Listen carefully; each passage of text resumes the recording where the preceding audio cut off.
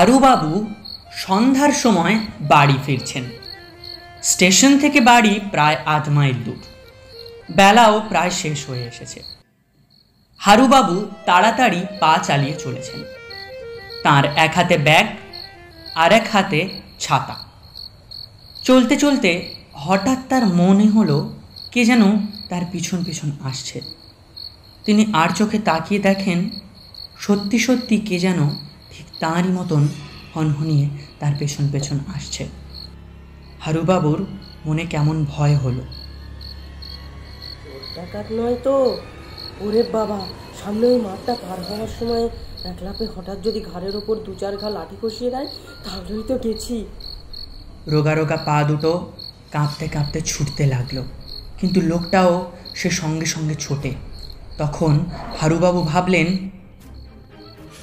সোজা মাঠের ওপর দিয়ে গিয়ে কাজ নেই, বড় রাস্তা দিয়ে বর্তিপাড়া ঘুরে যাওয়া যাক, না হয় হাঁটাই হলো। তিনি ফস করে ডান দিকের একটা গলির ভেতর ঢুকেই বক্সিদের বেড়া টপকে এক দৌড়ে বড় রাস্তায় গিয়ে পড়লেন। ও মা, সেই লোকটাও কি দুষ্টু! সেও দেখা দেখি ঠিক তেমনই করে বেপথ দিয়ে বড় রাস্তায় এসে হাজির। হারুবাবু ছাতাটাকে বেশ শক্ত করে আঁকড়ে ধরলেন। ভাবলেন, যা থাকে থাকুক কপালে, কাছে আসতেই ২-৪ ঘা কষিয়ে দেবো। হারুবাবুর মনে পড়ল ছেলেবেলায় তিনি জিমন্যাস্টিক করতেন। ২-৩ বার তিনি হাতের মাসেল ফুলিয়ে দেখালেন এখনো শক্ত হয় কিনা। আর একটু সামনেই কালীবাড়ি। হারুবাবু তার কাছাকাছি আসতেই হঠাৎ রাস্তা ছেড়ে ঝোপ জঙ্গল ভেঙে প্রাণপণে ছুটতে লাগলেন। পেছনে পায়ের শব্দ শুনে বুঝতে পারলেন যে লোকটাও সঙ্গে সঙ্গে ছুটছে।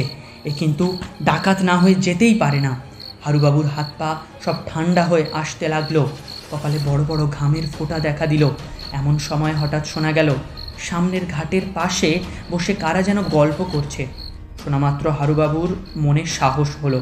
তিনি ধাঁ করে ছাতা বাগিয়ে সিংহ বিক্রমে ফিরে বলেন, তবে রে, আমি টের পাইনি বুঝি? ভালো চাস তো? কিন্তু লোকটির চেহারা দেখে হঠাৎ তার বক্তৃতার তেজ থেমে গেল। অত্যন্ত নিরীহ, রোগা, ভালো মানুষ গোছের লোক, ডাকাতের মতো একেবারেই নয়। হারুবাবু তখন একটু নরম মতন ধমক দিয়ে বললেন, আমাকে আমার পেছন পেছন ঘুরছু কেন হে?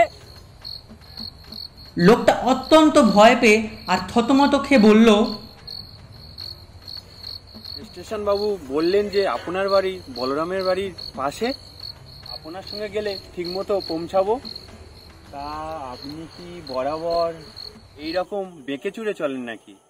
হারুবাবু ঠিক ১ মিনিট হাঁ করে তাকিয়ে থেকেও বলবার মতো কোনো জবাব খুঁজে পেলেন না। কাজেই ঘাড় হেঁট করে আবার সোজা পথে বাড়ি ফিরে চললেন।